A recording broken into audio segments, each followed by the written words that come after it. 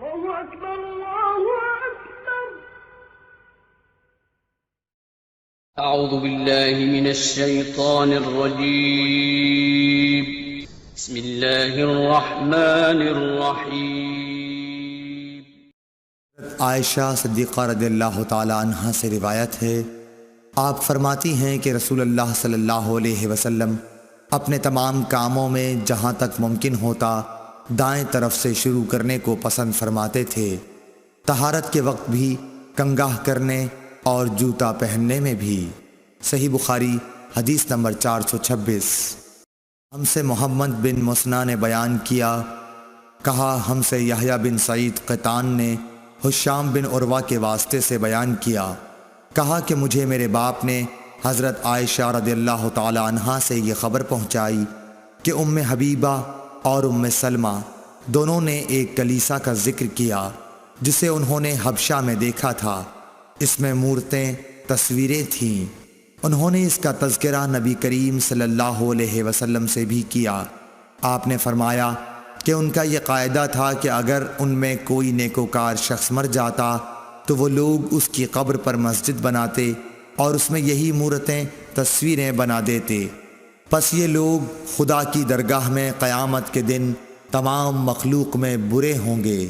صحیح بخاری حدیث نمبر 427۔ بن مالک رضی اللہ تعالی عنہ سے روایت ہے، انہوں نے کہا کہ جب نبی کریم صلی اللہ علیہ وسلم مدینہ تشریف لائے تو یہاں کے بلند حصے میں بنی عمرو بن عوف کے یہاں آپ اترے اور یہاں 24 راتیں قیام فرمایا۔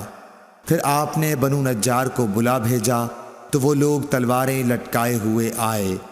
انس نے کہا گویا میری نظروں کے سامنے نبی کریم صلی اللہ علیہ وسلم اپنی سواری پر تشریف فرما ہیں، جبکہ ابو بکر صدیق رضی اللہ تعالی عنہ آپ کے پیچھے بیٹھے ہوئے ہیں اور بنو نجار کے لوگ آپ کے چاروں طرف ہیں، یہاں تک کہ آپ ابو ایوب کے گھر کے سامنے اترے اور آپ یہ پسند کرتے تھے کہ جہاں بھی نماز کا وقت آ جائے فوراً نماز ادا کر لیں۔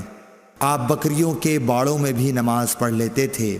پھر آپ نے یہاں مسجد بنانے کے لیے حکم فرمایا، چنانچہ بنو نجار کے لوگوں کو آپ نے بلوا کر فرمایا کہ اے بنو نجار، تم اپنے اس باغ کی قیمت مجھ سے لے لو۔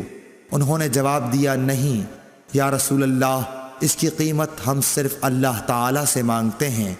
انس رضی اللہ تعالی عنہ نے بیان کیا کہ میں جیسا کہ تمہیں بتا رہا تھا یہاں مشرکین کی قبریں تھیں، اس باغ میں ایک ویران جگہ تھی اور کچھ کھجور کے درخت بھی تھے، پس نبی کریم صلی اللہ علیہ وسلم نے مشرکین کی قبروں کو اکھڑوا دیا، ویرانے کو صاف اور برابر کر دیا اور درختوں کو کٹوا کر ان کی لکڑیوں کو مسجد کے قبلے کی جانب بچھا دیا اور پتھروں کے ذریعے انہیں مضبوط بنا دیا۔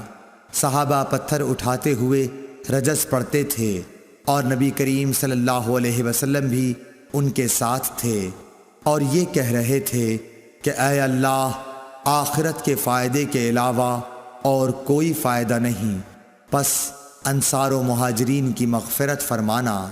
صحیح بخاری حدیث نمبر 428۔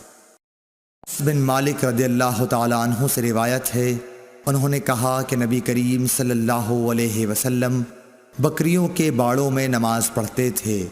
ابو طیاح یا شعبہ نے کہا پھر میں نے انس کو یہ کہتے سنا کہ نبی کریم صلی اللہ علیہ وسلم بکریوں کے باڑے میں مسجد کی تعمیر سے پہلے نماز پڑھا کرتے تھے۔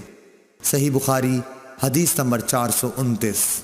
عبداللہ نے نافع کے واسطے سے کہا کہ میں نے ابن عمر رضی اللہ تعالی عنہ کو اپنے اونٹ کی طرف نماز پڑھتے دیکھا اور انہوں نے فرمایا کہ میں نے نبی کریم صلی اللہ علیہ وسلم کو اسی طرح پڑھتے دیکھا تھا۔ صحیح بخاری حدیث نمبر 430۔